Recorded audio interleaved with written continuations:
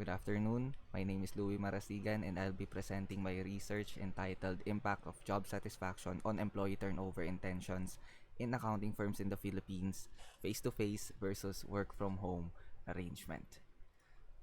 This short presentation is composed of the following parts: introduction, theoretical and conceptual framework, methodology, results, discussions, and recommendation. As for the introduction, first we have job satisfaction. There has been many definitions of job satisfaction, but job satisfaction as defined by Weiss in 2002 is a measurable positive judgment of the employees on their workplace.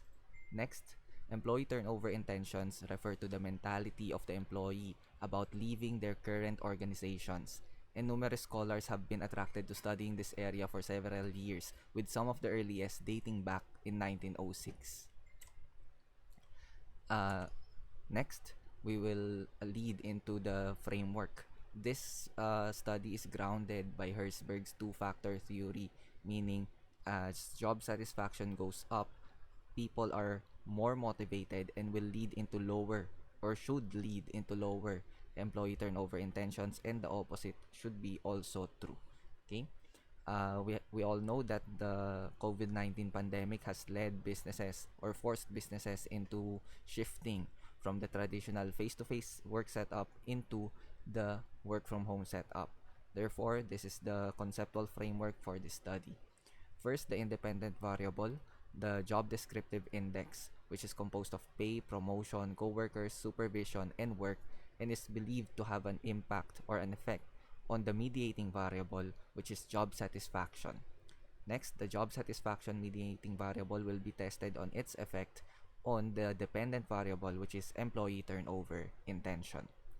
Lastly, we will test whether the difference in work setup, that is face-to-face versus work from home, has a significant difference as to the job satisfaction. For the research problems of this study, the first research question is: does job descriptive index have a significant effect on job satisfaction under a work from home setup? The second: does job satisfaction significantly mediate the effects of job descriptive index on employee turnover intention under the work from home setup? And lastly, is there a significant difference in the job satisfaction under traditional setup and work from home setup? This is the method used for this study. We use a quantitative causal explanatory design for this study. The population is composed of estimatedly 6,000 professional accountants from 3 accounting firms in Makati, Philippines, who have fit the criteria of having worked under both face-to-face setup and work-from-home setup. The sample size was computed using Slovin's formula to be 362, but only a response rate of 16% was achieved for this study. Non-probability sampling using snowball sampling was used, and in order to mitigate these sampling methods, we tested the data for normality. As for the research instrument used in this study, we used adopted research questionnaire, which was tested for reliability through a pilot test and tested for the Cronbach's alpha, which passed, and this was validated by experts in the field. These are the results of the study. So for the first hypothesis, we used, in order to test the first hypothesis rather, we used multiple linear regression. Okay, so before using multiple linear regression, several assumption checks were first used, such as Durbin-Watson's test and multicollinearity test.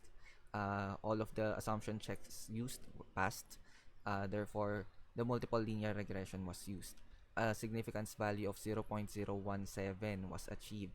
Therefore, we reject the null hypothesis, meaning job descriptive index in terms of the work assigned, supervisor, co-worker, pay, and promotion has a significant total effect on employee turnover intentions. As for the second hypothesis, we used the mediated linear regression to test this. So the results of the mediated linear regression showed an indirect effect of the independent variable on the dependent variable of a significance value of 0.014. And the test also showed a direct effect on the independent variable to the dependent variable of a p-value of 0.041. Therefore, both indirect and direct effects are significant, meaning we reject the null hypothesis as well. Job satisfaction has a significant partial mediating effect on the impact of the job descriptive index on employee turnover intention. As for the last hypothesis, we use a one sample paired t-test to test the mean scores of 3.95 for face-to-face and 3.64 for work from home. The p-value achieved was less than 0.01. Therefore, we also reject the null hypothesis, meaning the level of job satisfaction of employees in accounting firms under the face-to-face work setup is significantly different from their level of job satisfaction under the work from home setup. It is observed that job satisfaction experienced by these accountants during the face-to-face setup is significantly higher than their job satisfaction experience during the work from home setup. This was derived using the weighted mean and the one sample paired t-test. Next, the difference in the work setup, however, did not contradict the priori belief that job satisfaction and all the facets of job descriptive index have a negative impact on employee turnover intentions. This was explained that as job satisfaction goes up, employee turnover intentions goes down. This is therefore this study supports the theory of Herzberg. As for the recommendations, inspecting the results of the comparison of job satisfaction under the face-to-face setup and the work-from-home setup, it is clear that accountants are generally more satisfied with the former. Taking a closer look reveals that the reason for this is that their personal lives are being invaded at a greater extent in the work-from-home setup as compared to the face-to-face setup, which negatively affects their intrinsic job satisfaction. Instead of the clear distinction between the office premises for work and their respective homes for personal lives, the divide is less evident in a work from home setup where both parts occur at home. Looking forward to the end of the pandemic, there are two recommendations which may be taken by the firms. The first is to implement a company policy that will strictly observe office hours and out of office time as also mentioned by Bellman and Hubler in 2020.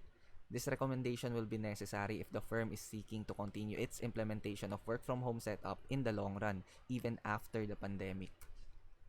A simpler option, of course, for the future is for firms to simply revert back to the face-to-face work setup, since these have proven to be very satisfactory for accountants in the past. That is my research presentation, and I thank you for listening.